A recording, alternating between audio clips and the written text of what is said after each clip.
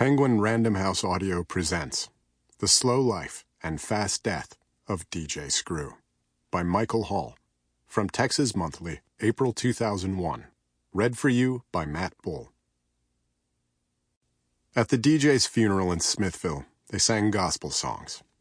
Most of the singing came from his family and the older folks, dressed in their Sunday best and sitting in the center of the packed church, one of those small, tidy, weathered white buildings you see in the country. Jammed along the walls and in the corners was a much larger crowd of younger people, wearing leather jackets, gold chains, new basketball shoes, and extra-large t-shirts. Some had tattoos on their legs, forearms, and necks. They didn't sing along much with the hymns. Most of them, I thought as I watched them shyly look for places to squeeze into, had never been to Smithville before. They probably didn't spend much time in church either. Next to the DJ's gunmetal gray coffin at Mount Pilgrim Church was a large sign that looked remarkably like a giant $1 million bill, with a picture of the deceased in the center. A dozen people got up and spoke. Members of his family, who called him Robert Earl, talked about his childhood in Smithville. Some of them talked about the name by which several million people knew him as an adult.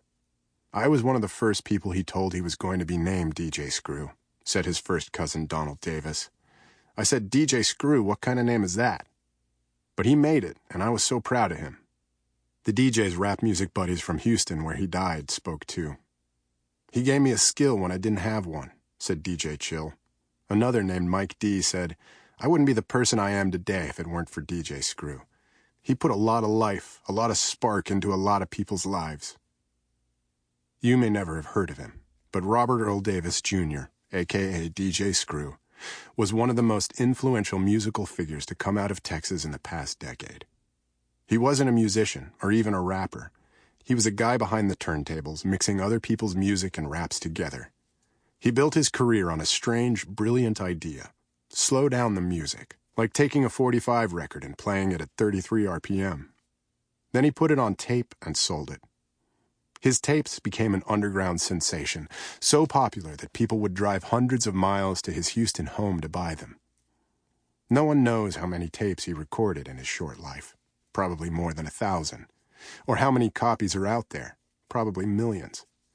They were dubbed endlessly and passed around neighborhoods and schools like keys to a secret underworld. And the rappers on the tapes, whom Screw had nurtured in his little studio, eventually became famous in their own right.